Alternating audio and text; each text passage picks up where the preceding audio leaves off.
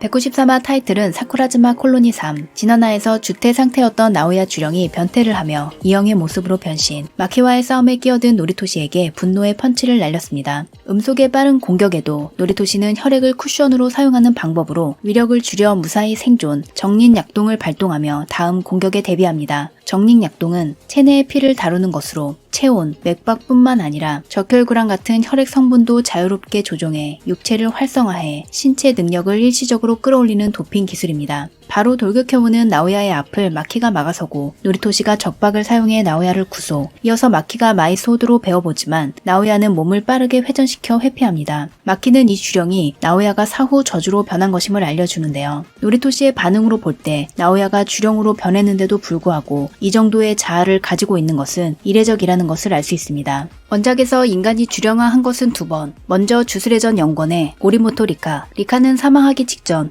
오코츠의 개입으로 주령이 된 케이스로, 바꿔 말하면 사망 직전의 인간에게 술사가 개입해서 주령이 되었습니다. 망자의 혼을 고의로 붙잡아 두는 것은 본래 불가능하지만 오코츠의 술사로서의 재능과 그를 향한 리카의 애정이 맞물려 버그와 같은 속박이 발생한 특수한 패턴으로 같은 일이 또다시 일어나는 것은 거의 불가능할 것입니다. 공식 팬북에 따르면 과주 원령이 되어 있는 동안 리카의 자아는 별로 남아있지 않고 꿈속에 있는 것처럼 오코츠를 보며 지내고 있었다고 합니다. 한편 나오야는 술사가 자발적으로 사후 저주가 된 경우로 주령이 탄생하는 정확한 메커니즘은 알 수 없지만 부정적인 감정이 강하면 강할수록 성공률이 올라가는 것은 틀림없겠죠. 강한 원념, 강한 집착, 뒤틀린 성격과 1급 술사가 가진 포텐셜이 맞물려 이례적인 특급 주령이 탄생했다는 것이 됩니다. 하지만 주술회전 커뮤니티에서는 나오야의 주령화에 켄자크가 개입했다는 이야기가 나오고 있는데요. 그 근거는 켄자크가 인간의 가능성을 추구하는 사람이라는 것, 나오야가 사후 불과 이틀 만에 주령으로 전생한 것, 이례적으로 자아가 있는 것, 카모가와 제닌가의 본가가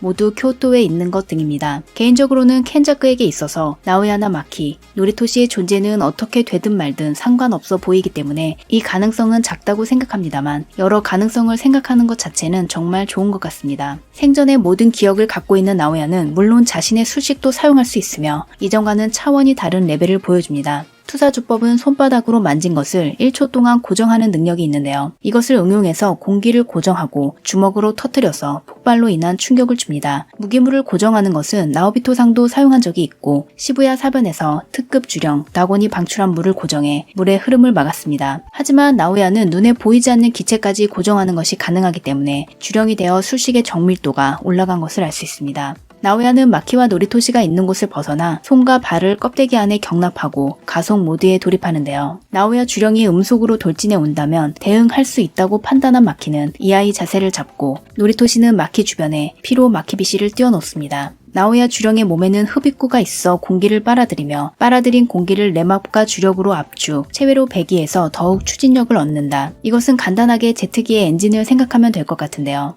제트 엔진은 흡입, 압축, 폭발, 배기로 이루어져 있고 이 중 폭발 부분만 생략이 되었다고 보시면 됩니다. 레맙은 공기 저항의 힘을 이용한 압력, 빨아들인 공기를 레맙과 주력으로 압축한 뒤 뒤쪽을 향해 기체를 내뿜으면 나오야의 몸은 그 반작용을 추진력으로 사용해 가속하는 원리입니다. 나오야가 톱스피드에 도달하자 거리가 완전히 붕괴하는데 애니메이션이라면 유리창이 날아가는 묘사와 효과음으로 아주 멋있을 것 같다는 생각이 들었습니다. 주태 상태에서 이미 음속을 넘은 나오야에게 터보 제트의 추진력이 더해져 그 스피드는 마하 3에 도달합니다. 마하 3라고 해도 어느 정도인지 느낌이 잘 오지 않지만 전투기의 최고 속도가 마하 2.3에서 3.3 정도라고 하네요. 예상치 못한 속도에 반응하지 못한 마키는 큰 충격을 받아 입에서 피를 흘리며 쓰러지고 194만은 종료됩니다. 트위터 트렌드에 마하3가 들어가 있는 것을 보고 주술회전의 인기를 실감할 수 있었는데요. 원래 투사주법은 술식을 거듭할수록 속도가 점점 올라가고 연속 사용했을 때 나오야의 속도는 아음속에 이르렀습니다. 그리고 주태 상태에서 음속, 변태를 한 후 음속의 3배, 마키가 쓰러지긴 했어도 제대로 눈은 뜨고 있었기 때문에 다행히도 살아있습니다만 일단 속도에서 나오야를 이길 수 없다는 것은 확실해졌습니다. 그렇다고 해도 음속이라면 대응이 가능하다고 생각한 시점에 마키도 역시 괴물인 것은 틀림없습니다.